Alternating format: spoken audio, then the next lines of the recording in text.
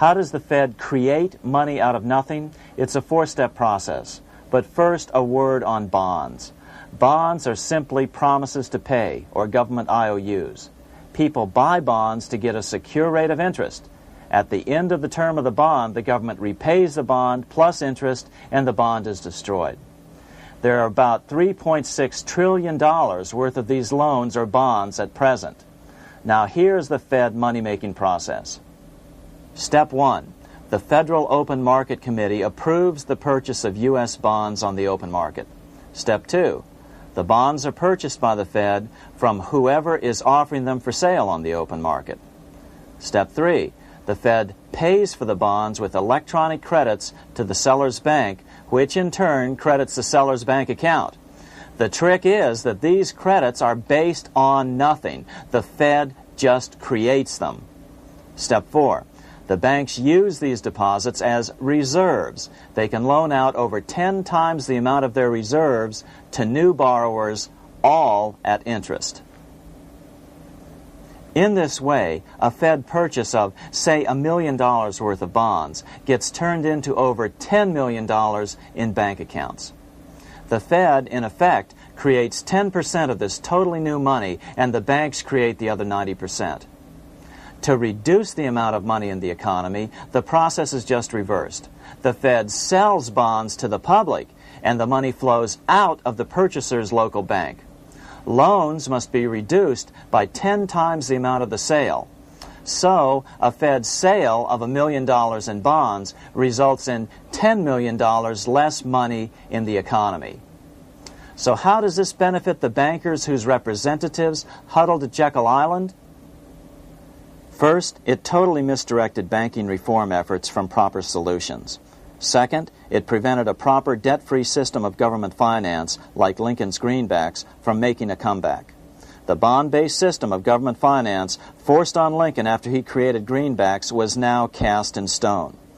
Third, it delegated to the bankers the right to create 90% of our money supply based on only fractional reserves, which they then loan out at interest. Fourth, it centralized overall control of our nation's money supply in the hands of a few men.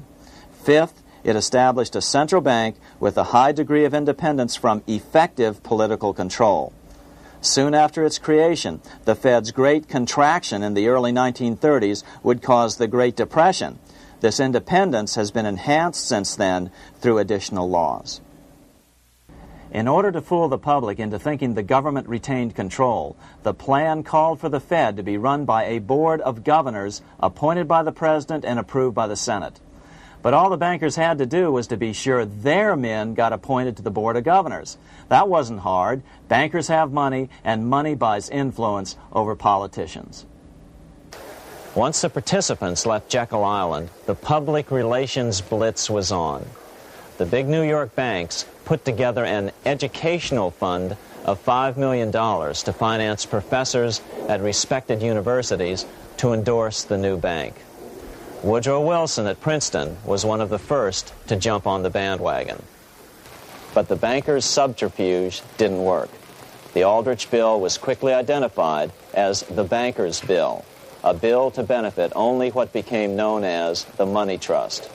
As Congressman Lindbergh put it during the congressional debate, the Aldrich Plan is the Wall Street Plan. It means another panic, if necessary, to intimidate the people. Aldrich, paid by the government to represent the people, proposes a plan for the trusts instead. Seeing they didn't have the votes to win in Congress, the Republican leadership never brought the Aldrich bill to a vote. The bankers quietly decided to move to Track 2, the Democratic alternative. They began financing Woodrow Wilson as the Democratic nominee. As respected historian James Perloff put it, Wall Street financier Bernard Baruch was put in charge of Wilson's education. Baruch brought Wilson to the Democratic Party headquarters in New York in 1912, leading him like one would a poodle on a string. Wilson received an indoctrination course from the leaders convened there. So now the stage was set. The money changers were poised to install their privately owned central bank once again. The damage President Andrew Jackson had done 76 years earlier had been only partly repaired with the passage of the National Bank Act during the Civil War. Since then, the battle had raged on across the decades. The Jacksonians became the Greenbackers, who became the hardcore supporters of William Jennings Bryan. With Bryan leading the charge, these opponents of the money changers, ignorant of Baruch's tutelage, now threw themselves behind Democrat Woodrow Wilson. They and Bryan would soon be betrayed.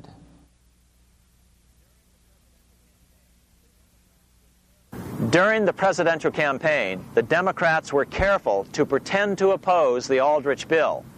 As Representative Lewis McFadden, himself a Democrat, as well as chairman of the House Banking and Currency Committee, explained it 20 years after the fact. The Aldrich bill was condemned in the platform. When Woodrow Wilson was nominated, the men who ruled the Democratic Party promised the people that if they were returned to power, there would be no central bank established here while they held the reins of government.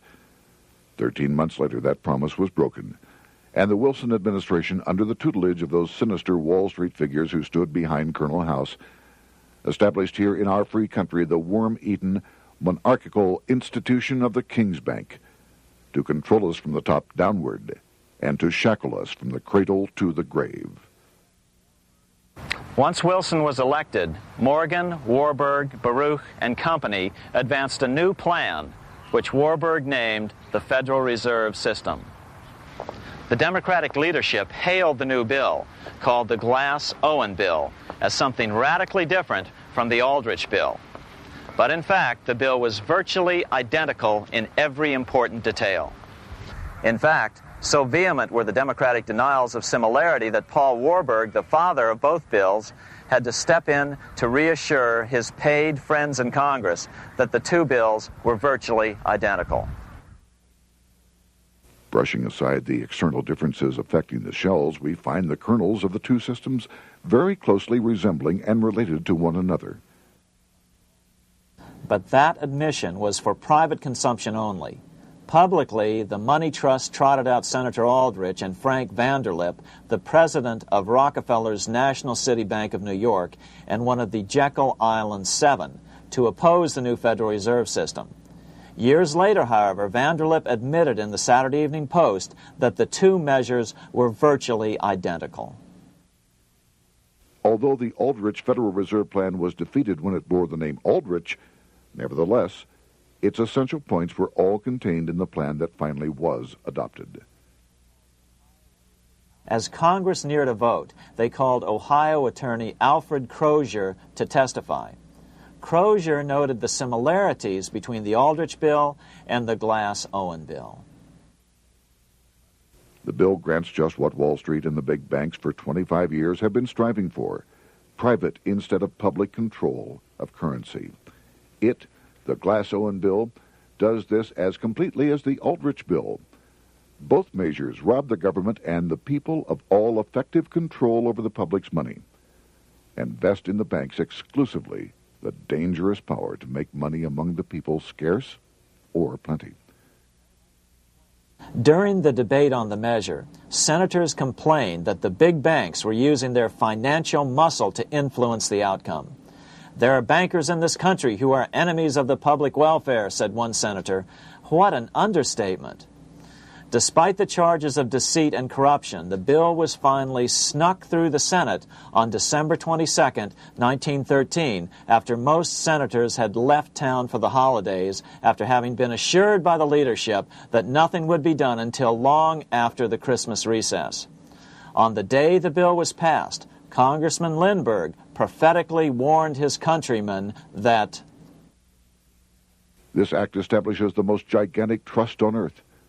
When the president signs this bill, the invisible government by the monetary power will be legalized. The people may not know it immediately, but the day of reckoning is only a few years removed. The worst legislative crime of the ages is perpetrated by this banking bill. On top of all this, only weeks earlier, Congress had finally passed a bill legalizing income tax. Why was the income tax law important? Because bankers finally had in place a system which would run up a virtually unlimited federal debt. How would the interest on this debt be repaid? Never mind the principal. Remember, a privately owned central bank creates the principal out of nothing. The federal government was small then. Up to then, it had subsisted merely on tariffs and excise taxes. No, just as with the Bank of England, the interest payments had to be guaranteed by direct taxation of the people. The money changers knew that if they had to rely on contributions from the states, eventually the individual state legislatures would revolt and either refuse to pay the interest on their own money or at least bring political pressure to bear to keep the debt small.